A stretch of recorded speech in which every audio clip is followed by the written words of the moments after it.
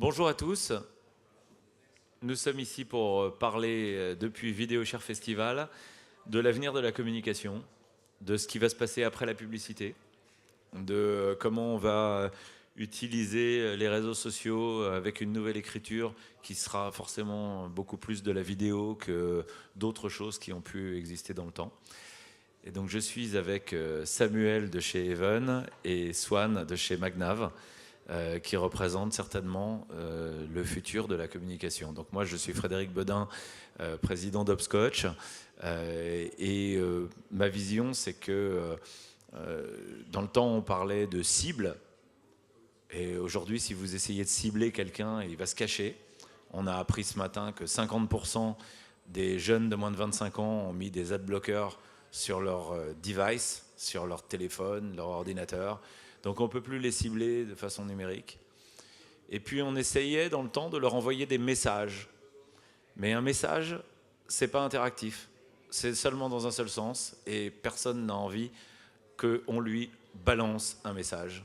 Les gens veulent avoir une relation équilibrée, veulent avoir une conversation, veulent être, comme on l'a appris hier, en interaction quelquefois quantique. Et intrication, ça s'appelle. C'est formidable, c'est le futur de la communication et eux le font. Alors je voudrais commencer par Swan, qui est chez Magnav avec Hopscotch. On a développé une étude que tu peux peut-être nous résumer sur comment se passe le marketing et la communication d'influence dans le futur. Alors exactement. En fait, on est parti de quelque chose qui est assez simple. Il y a encore quelques années, une marque, quand elle voulait communiquer à ses clients, il lui suffisait de passer par un média, ou même elle par ses propres moyens de communication, et ses clients entendaient parler d'elle. Aujourd'hui, avec les réseaux sociaux, n'importe qui peut communiquer. Sur le VideoShare, c'est pas le compte Twitter du VideoShare qui va avoir le plus de poids, c'est ce que tout le monde, tous les participants vont partager qui va avoir le plus de poids, c'est ça que les gens vont retenir. C'est pareil pour la communication des marques, leurs consommateurs, leurs clients vont partager des contenus, et c'est ça qui va donner l'avis public que les gens vont avoir d'une marque. L'idée de l'influence, c'est de réussir à reprendre la main et de maîtriser cette image de la marque avec ce nouveau paradigme où n'importe qui a une voix sur les réseaux sociaux. Et c'est ce qu'on va essayer d'aborder dans cette étude. Tu nous dis quelques chiffres, tu nous montres quelques images ou pas? Eh bien oui, faisons ça. On va commencer par une petite slide. Alors, ici, ce qui était intéressant, donc on n'a pas forcément été exhaustif, l'idée c'était d'essayer d'aborder les secteurs qui sont les plus représentés sur YouTube et voir un petit peu comment se répartissent en termes de tranche d'âge et en termes de entre les hommes et les femmes qui regardent au final les vidéos que partagent les influenceurs sur YouTube. Je pense que Samuel aura 2-3 petites choses à nous dire là-dessus, mais ce qui est intéressant, je pense, avant tout en préambule, de voir, c'est que ça prend de la bouteille, l'audience sur YouTube. Aujourd'hui, on a plus de la moitié de la population qui a plus de 25 ans. Et c'est ça qui est assez intéressant à voir. C'est-à-dire qu'en termes de pouvoir d'achat, on commence à augmenter aussi sur YouTube. Ça commence à devenir intéressant pour les marques. Samuel, donc toi tu représentes Even, qui est une filiale du groupe Hopscotch, il faut le dire, hein, qui est certainement, et je le dis avec fierté, ce qui est l'agence la plus performante aujourd'hui dans le social media marketing et la communication créative avec les influenceurs. Comment vous gérez la communication avec les influenceurs en France ?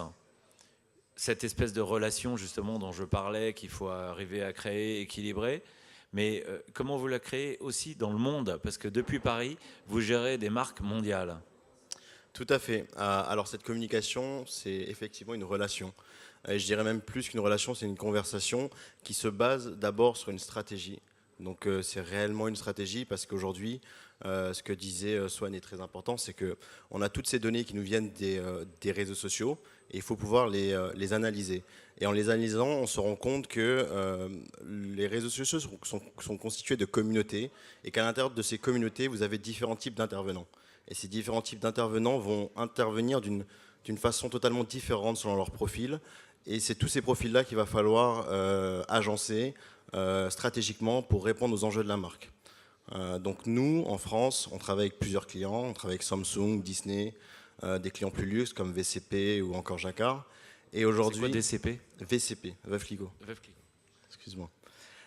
Et donc aujourd'hui, On crée des stratégies pour eux, communautaires, des stratégies conversationnelles avec les influenceurs en France. Donc ça passe soit par de la brand advocacy, que je pourrais détailler après, soit par des opérations spéciales où on travaille avec des top influenceurs et on essaie d'avoir une approche disruptive. Mais on pilote également des pays à l'étranger où on va intervenir selon les spécificités du marché. Donc je prends l'exemple par exemple de Veuve Clicquot où on va venir donner des guidelines, donner des playbooks stratégiques pour permettre aux équipes sur place d'appliquer les stratégies pilotées depuis la France. Donc un seul headquarter et partout dans le monde, Un une rayonnement coordination de l'action terrain par les équipes de tout le monde. Exactement. Et alors, donc ça, c'est évidemment très efficace puisque votre business va très bien et que les grandes marques mondiales font de plus en plus appel à vous. Mais là, je me tourne vers Swan, qui est un spécialiste de la mesure de ça. Vous observez des marques comme ça qui utilisent des influenceurs, notamment en vidéo, évidemment. Comment vous mesurez ? Alors effectivement, ce qu'on fait, nous, c'est qu'on est donc connecté à la première plateforme vidéo mondiale, qui est YouTube. Et ce qu'on essaye de faire, c'est d'archiver l'intégralité des contenus qui sont partagés sur cette plateforme. Et ce qu'on fait à partir de là, c'est de regarder la façon dont les gens ont l'habitude de parler des marques, ce qu'ils en disent, l'expérience qu'ils ont avec ces marques. Et le but, c'est d'essayer de remonter ces données-là pour en déterminer pour les marques des insights qui peuvent être, voilà les domaines. Par exemple, ce qui est intéressant de voir, c'est que pour certaines marques, comme Carrefour, on va principalement avoir tout ce qui va être dans le secteur de la gastronomie ou de la cuisine qui va parler d'eux, qu'il y a d'autres secteurs dans lesquels ils sont sous-représentés. Et ce qui peut être intéressant, c'est d'aller s'adresser à cette cible-là. Donc c'est comme ça qu'on essaye de regarder les audiences qui sont les plus intéressées par des marques, par leurs produits, leur proposer soit d'aller là où ils vont être pertinents, soit d'aller là où ils vont surprendre. C'est ce qu'on va voir tout à l'heure dans la présentation. Comment, chez Even, vous mesurez la satisfaction de vos clients, à part par le fait qu'ils continuent à travailler avec vous, Au taux de retour, oui. et l'efficacité de vos campagnes ? L'efficacité, elle passe par la mesure de plusieurs KPI qui sont essentiels. C'est l'awareness, donc le reach que le client va pouvoir... donc le reach, je précise, c'est le nombre de personnes touchées que le client va pouvoir atteindre. C'est l'engagement sur les différents dispositifs stratégiques qu'on va mettre en place, mais c'est également le relationnel que la marque va entretenir avec les influenceurs et comment elle va réussir à conserver une conversation naturelle avec ces influenceurs pour générer de l'earned media, donc du média naturellement produit par les influenceurs. Et c'est là qu'on rentre réellement dans une zone de confort pour la marque. C'est ce qu'on appelle la brand advocacy, quand elle transforme ses influenceurs en avocats. Et donc ces avocats qui parlent naturellement de la marque. Et nous, toutes nos stratégies ont pour but de faire rentrer nos marques dans cette zone de confort pour leur permettre de devenir des marques iconiques et de faire de la publicité différemment, justement. Et comment vous fabriquez les contenus pour ça ? Est-ce que c'est... il y a ce qu'on appelle de user-generated content. Est-ce que c'est vous qui produisez tout ? Est-ce que vous faites appel à des producteurs ? Puisqu'ici, on est dans un festival de producteurs de vidéos. Alors, c'est vrai que nous, on est une agence conseil, donc on produit, si je peux dire trivialement, la matière grise, donc la réflexion qui va soutenir la stratégie. Et ensuite, on a une équipe créa également qui va venir guider les influenceurs. Mais ce qu'il ne faut pas oublier, c'est que, et je pense que c'est ce que Swan dira tout à l'heure, les influenceurs sont eux-mêmes des créateurs. Donc il faut se reposer sur eux, c'est leur force. Et donc nous, on organise des workshops entre influenceurs, annonceurs et nous-mêmes pour pouvoir aboutir à une production qui soit fidèle à ce que la marque attend, à ce que nous, on a recommandé stratégiquement et à la ligne éditoriale de l'influenceur. Donc aujourd'hui, l'influenceur, c'est vraiment le média de demain. Et nous sommes aussi des influenceurs. Donc, et Swan, une question alors piège. Donc, donne-nous des exemples de campagnes d'influence performantes, peut-être de marques qu'on connaît, des choses qui marchent, des choses qui ne marchent pas. Chose inattendue. Je vais pas citer de marques qui ont fait des choses qui étaient insensées, mais j'irai pas jusque-là. Non, effectivement, ce qui est intéressant avec les influenceurs, ce que disait Samuel, ces influenceurs, donc effectivement, ce sont avant tout des créateurs, ce sont des personnes comme vous et moi, qui un jour ont commencé à parler d'un sujet. Petit à petit, ils ont acquis une sorte de notoriété et de popularité dans ce domaine-là, parce qu'ils savent raconter des histoires, ils savent divertir les gens, ils savent leur apprendre des choses, comme absolument n'importe qui. En fait, un influenceur qui a 200 000 abonnés, s'il a 200 000 abonnés, c'est pas arrivé du jour au lendemain, c'est arrivé parce qu'il sait raconter des histoires et parce qu'il sait passionner les gens. Donc effectivement, ce qui est intéressant, c'est que ça devient des tiers de confiance, et lorsque ces consommateurs plus influents que les autres ont un avis à partager sur une marque, ça peut avoir soit un effet incroyablement bénéfique sur la marque, soit avoir un effet dévastateur, d'où l'intérêt pour les marques de maîtriser ce qui se dit d'elles. Donc effectivement, au terme de bonnes idées, alors ce qui va être intéressant, c'est peut-être ce qu'on va pouvoir découvrir par la suite. Voilà, en fait, c'est l'influence à quelles occasions. Je pense que c'est à peu près illimité ce qu'on peut faire avec de l'influence. Il ne faut pas avoir peur de casser les murs, c'est quelque chose qui est incroyablement nouveau aujourd'hui. Je pense qu'il y a quasiment tout à inventer. Aujourd'hui, on peut connaître des choses comme le placement de produits, mais c'est incroyablement réducteur et on peut aller beaucoup plus loin.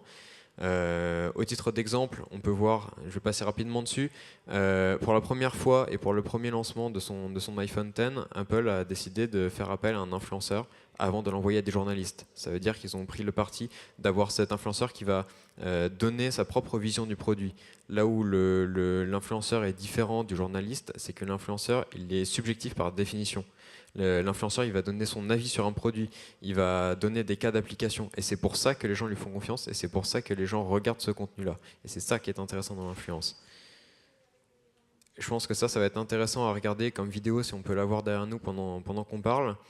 Ça, c'est une collaboration qu'on a réalisée pour notre client Conforama. L'idée, elle était très très simple. Conforama, c'est le spécialiste de la cuisine.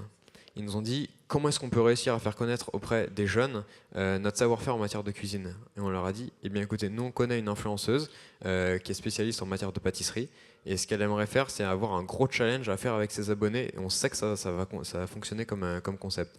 Et donc ce qu'on a proposé à Conforama, c'était d'aller voir cette Roxane, cette youtubeuse, et de lui proposer d'organiser une battle géante de pâtisserie dans un magasin Conforama. C'est un truc qui est du jamais vu. Et en fait, ce qui est intéressant, c'est que Conforama a permis à l'influenceuse de faire quelque chose qu'elle n'aurait jamais pu faire seule, c'est-à-dire qu'elle a eu un magasin à sa disposition pour organiser quelque chose d'extraordinaire avec ses abonnés. Et donc ça, au final, c'est une vidéo qui était censée faire 800 000 vues si on regarde juste les statistiques moyennes. Et en fait, on a fait plus de 2 millions de vues parce que c'était un concept que les gens ont tellement adoré, qui sortait tellement de ce qu'on a l'habitude de voir, que ça a été énormément partagé sur les réseaux sociaux, et ça a tourné. Et c'est ça qui fait la puissance de l'influence. Vous avez plein d'exemples comme ça aussi chez Even, avec des vidéos qui ont fait des millions, voire des dizaines de millions de vues. Bien Je sûr. pense à un truc Samsung notamment.